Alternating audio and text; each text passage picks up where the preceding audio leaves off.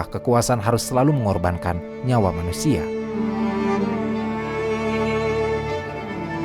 Untuk menjawab itu, Sigmund Freud dalam perspektif psikoanalisanya memiliki pandangan tersendiri tentang apa yang menjadi manusia melakukan tindak kejahatan.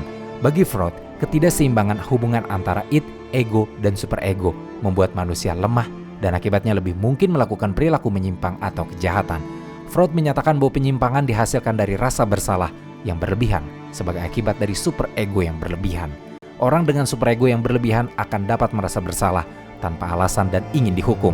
Cara yang dilakukannya untuk menghadapi rasa bersalah justru dengan melakukan kejahatan. Kejahatan dilakukan untuk meredakan superego karena mereka secara tidak sadar sebenarnya menginginkan hukuman untuk menghilangkan rasa bersalah. Selain itu, Freud juga menjelaskan kejahatan dari prinsip kesenangan. Manusia memiliki dasar biologis yang sifatnya mendesak dan bekerja untuk meraih kepuasan.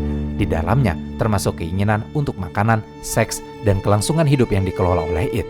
Freud percaya bahwa jika ini tidak bisa diperoleh secara legal atau sesuai dengan aturan sosial, maka manusia secara naluriah akan mencoba untuk melakukannya secara ilegal.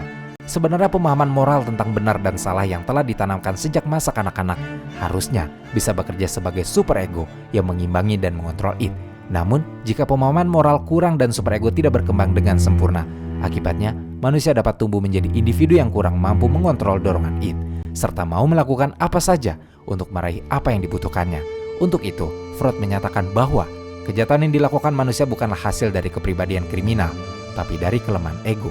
Ego yang lemah inilah yang membuat manusia rentan untuk melakukan kejahatan. Dalam hal ini tentu kita melihat ada sikap psikopat, dan memang benar, psikopat memang dapat berkembang di dunia yang tidak stabil dan kompetitif. Dan jika kita mau jujur, dalam pekerjaan terlebih orang-orang yang hidup di kota-kota besar pasti memiliki pengalaman-pengalaman hidup yang membuat dirinya memilih untuk hidup masing-masing. Perasaan mementingkan diri sendiri pun menjadi meningkat. Kita menjadi disibukkan dengan kerja-kerja yang memfokuskan kita untuk dapat memperoleh kenyamanan bagi diri kita sendiri dan keluarga. Dan dalam prosesnya, terkadang kita menjadi sadis dan mengorbankan orang lain. Dalam dunia yang kapitalistik, semua orang didorong menjadi manipulator ulung. Dalam dunia yang kapitalistik, manusia menjadi impulsif dalam meraih keuntungan-keuntungan jangka pendek. Tapi bagaimana jika saya sampaikan, bukan hanya kita yang menjadi psikopat, tapi budaya kita, peradaban kita yang sudah lebih dulu mengidap sosiopat.